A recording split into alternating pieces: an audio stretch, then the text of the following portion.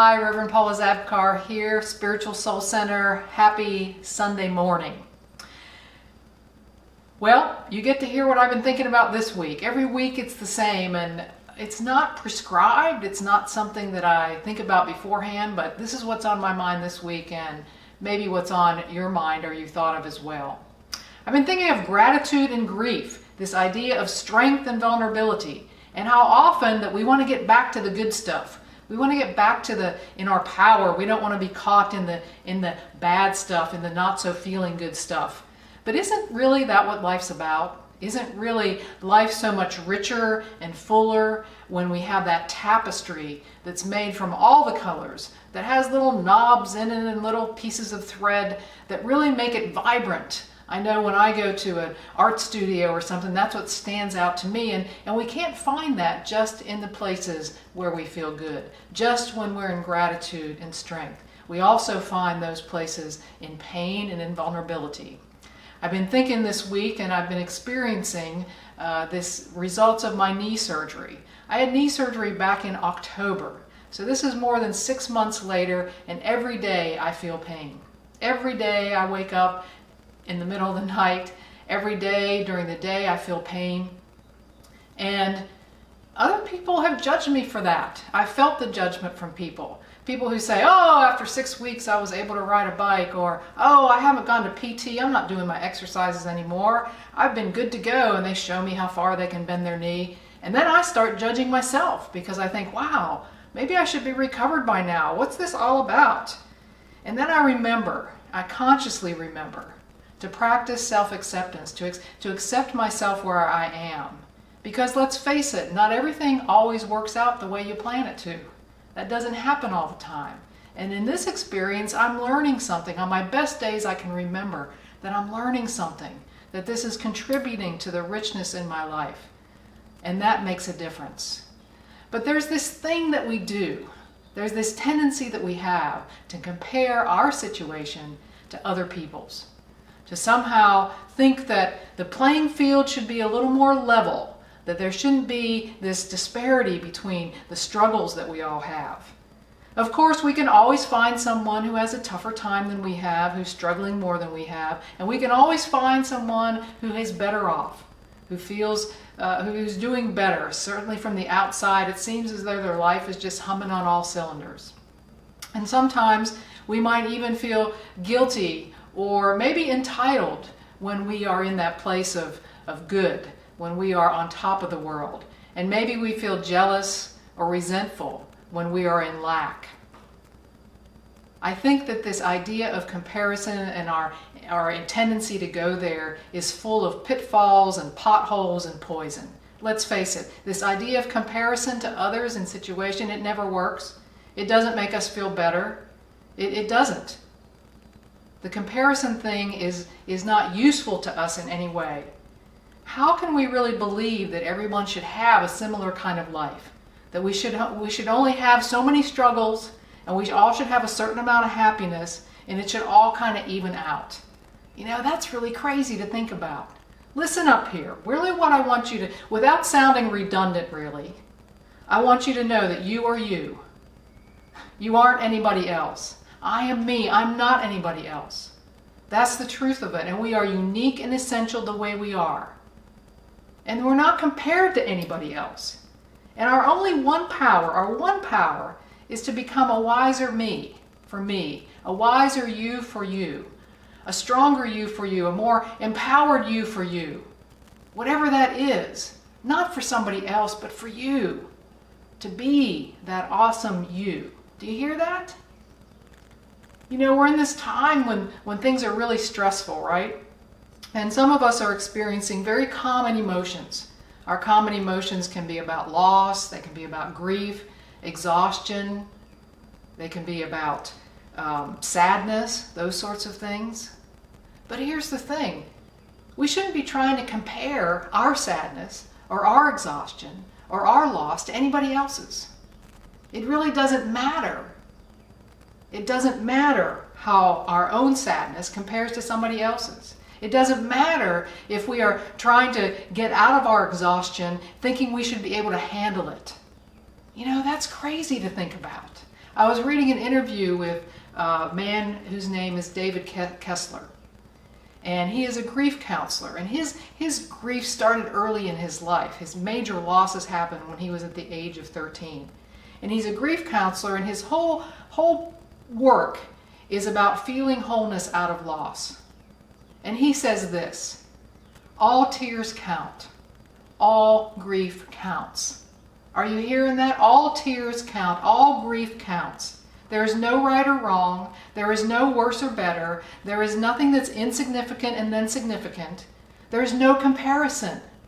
And I want you to really hear that, because whatever you're feeling during this time, or any time during grief or loss or difficulty, that's for you. And at that moment in time, the worst that it is right then.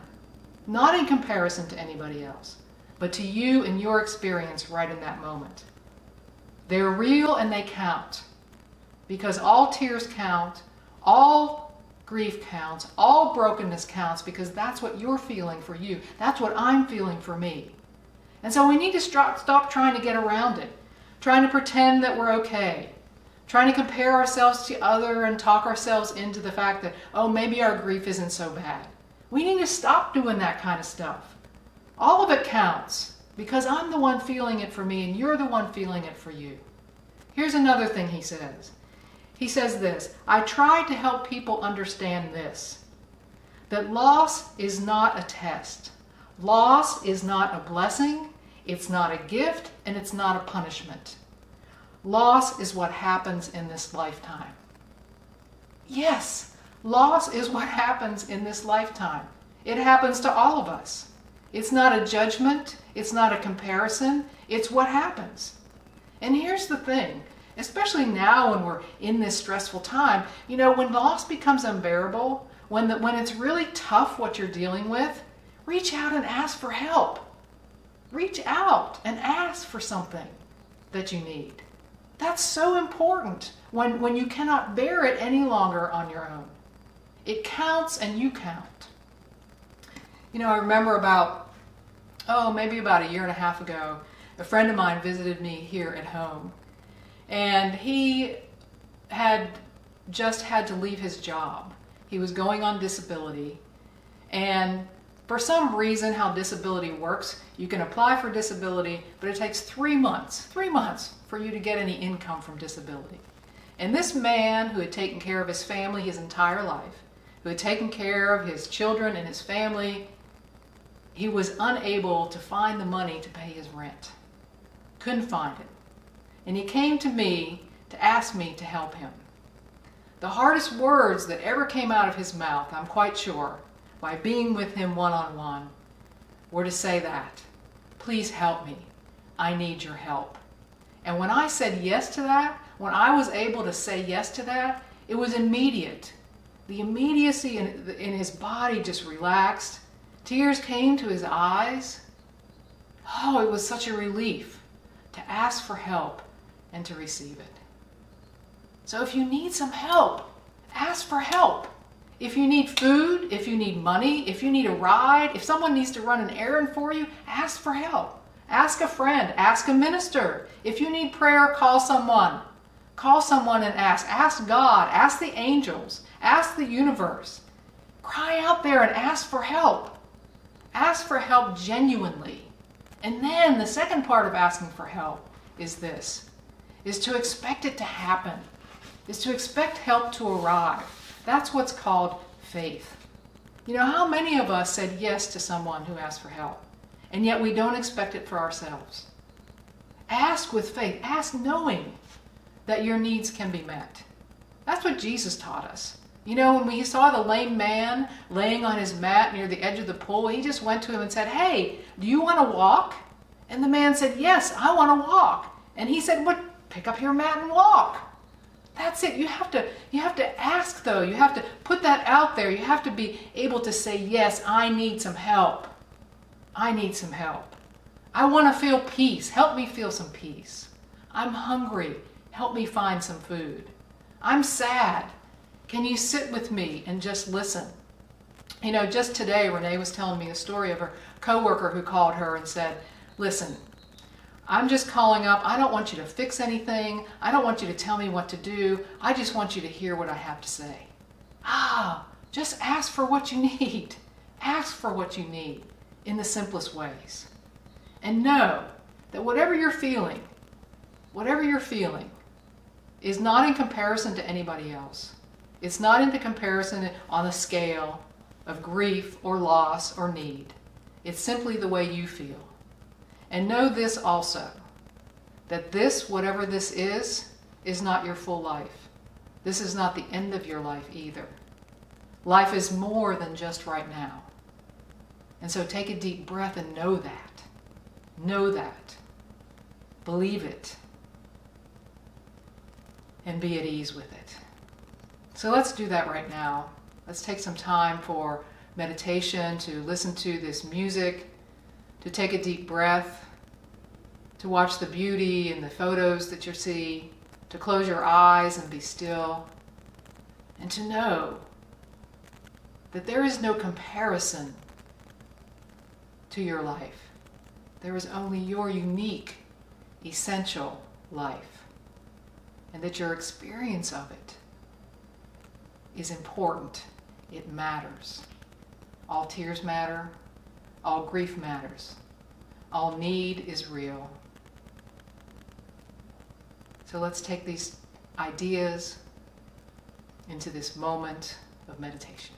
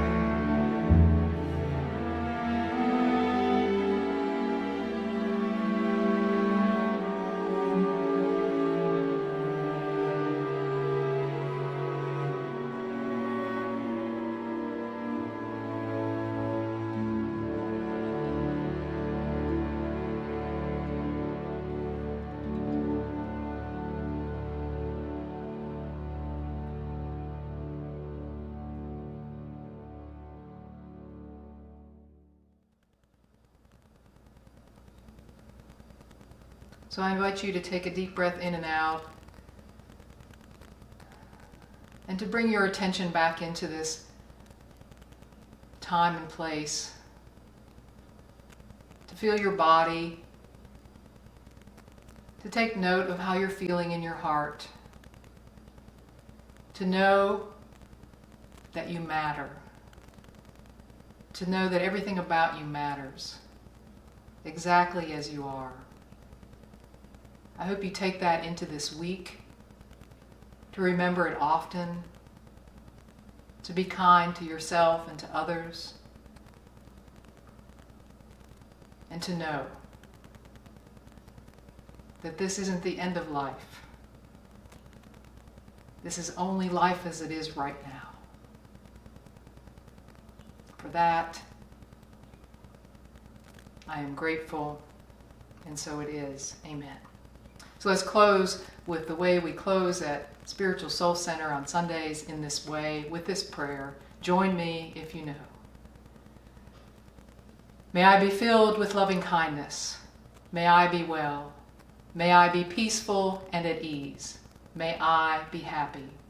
May all beings be filled with loving kindness. May all be well. May all be peaceful and at ease. May all be happy.